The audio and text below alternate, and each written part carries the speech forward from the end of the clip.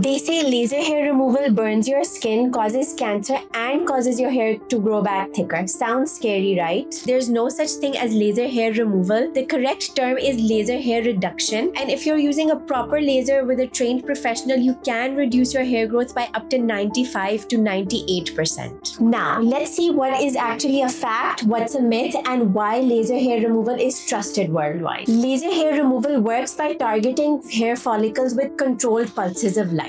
Now, these pulses of light actually burn the melanin that's inside your hair. The follicle absorbs the light, gets damaged, and then eventually stops releasing. The reason why we all love laser hair removal is because it's safe, it's precise, and it's long-lasting as compared to threading or waxing. So a lot of people want to know who laser hair removal is ideal for.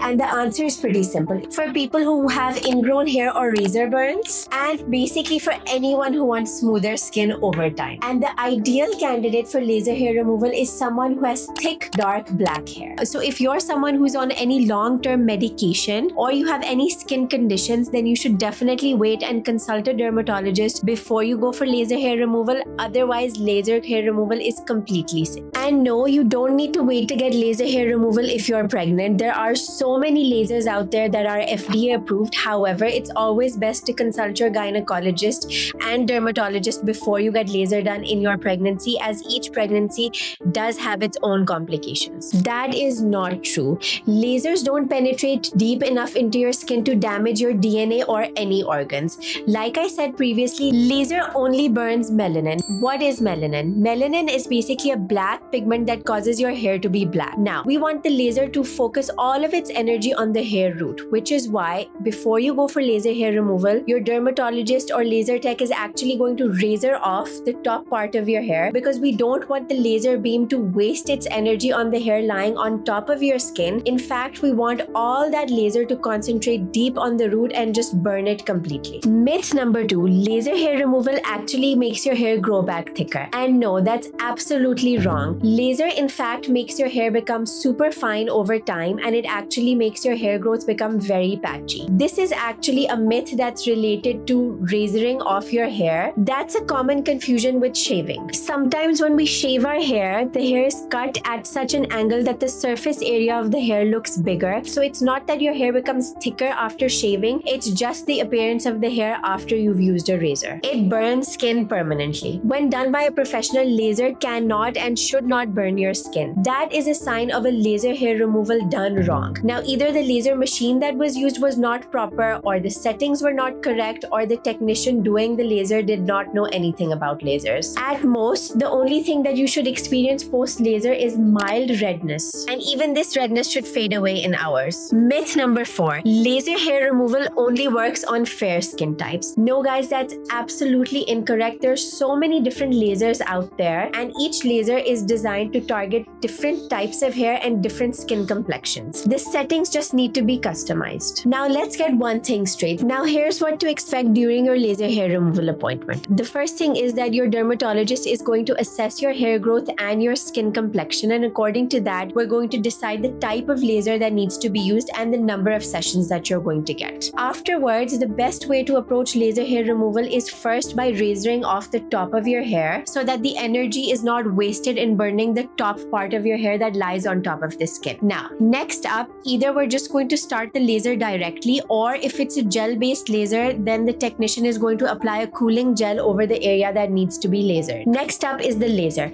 Now, laser hair removal doesn't really hurt. Technology these days is so great that sometimes you don't feel anything at all.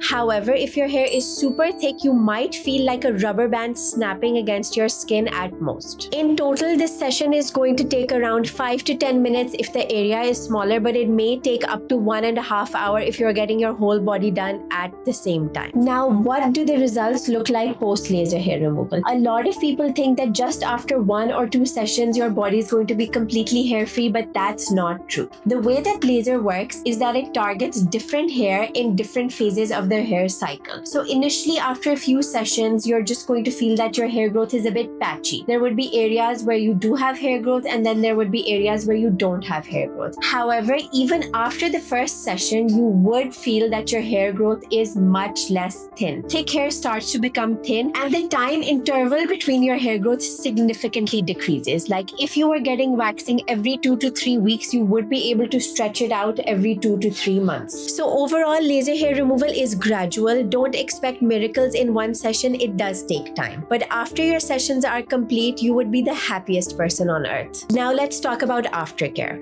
Post laser hair removal, there's not much aftercare. The only thing that we would expect from you is that you use a post laser ointment in case you have redness, but that's about it. So does laser hair removal deserve all these scary myths? No, not at all. It's completely safe, super effective, and the best part is that it would save you years and years of non-stop waxing. So if you are considering laser hair removal, just make sure that you're in safe hands and that you do have a professional guiding you. In case you still have any more questions regarding laser hair removal, feel free to drop a comment below and I'll make sure to answer.